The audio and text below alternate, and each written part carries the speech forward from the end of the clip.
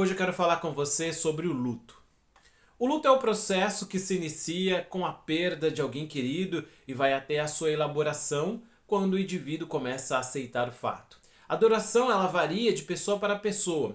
O luto ele é dividido em 5 fases. A primeira fase é a negação.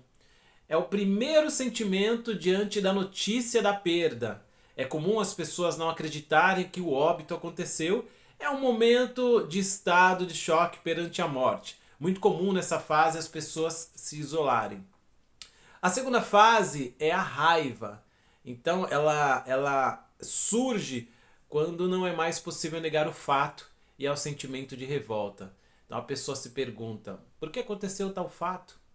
É o período de conscientização que, de fato, aconteceu a morte de alguém querido.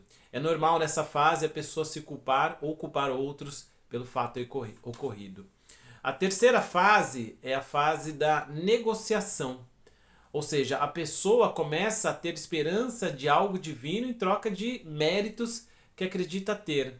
Para os religiosos, nessa fase acontece uma negociação com a divindade na esperança de que as coisas voltem ao normal. A quarta fase é a fase da depressão. Então, é o estágio de sentimentos de melancolia e tristeza acompanhados de solidão e saudade.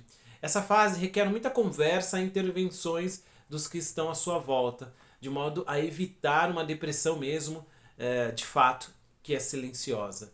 Nessa fase, a pessoa percebe que por mais que tenha tentado negociar a perda, ela vai permanecer. E a última fase é a quinta, que é a fase da aceitação.